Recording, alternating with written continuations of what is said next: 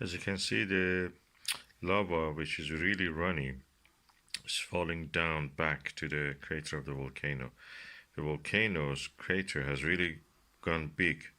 Those fissure vents, smaller ones, they're now all blocked and they're not active. This one has grown larger and larger, and as you can see, is becoming gradually a prominent um, crater kind of mountain. As you can see, the eruption is now started. It's really flooding the channel and overwhelming the wall, spilling over the walls of the volcano. What you see here is actually the channel that feeds the lava, but now that is too tight, too narrow to lead all to channel all the lava. So the lava is practically overspilling on the walls. Look, it's making its way through here. This volcano is going to continue to grow. Its source is deep in the mantle of the earth, so it's not going to stop or discontinue. Every 7 to 12 minutes, it will erupt. And let's look at the time here.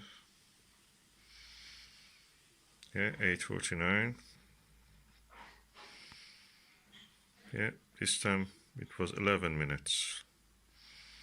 And it's already finished, this eruption.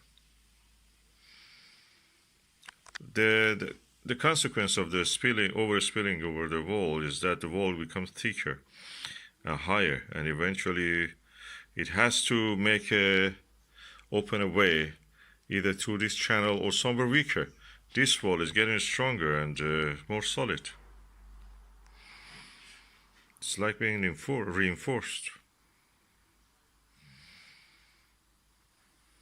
So it's not going to split or get a cut or collapse from this side.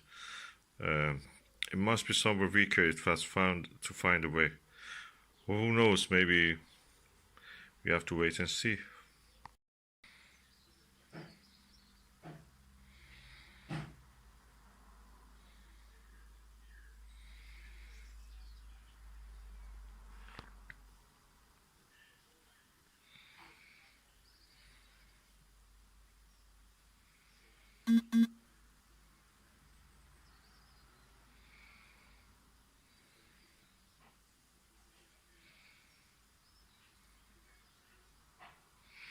The wall cannot hold the lava anymore.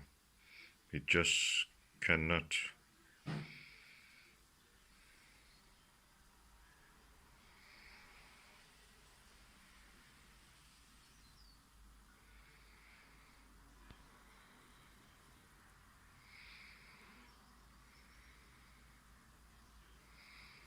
Oh, part of it collapsed. Oh, it became now like a jagged edge. It was very smooth when it started. Now part of it is eroded away.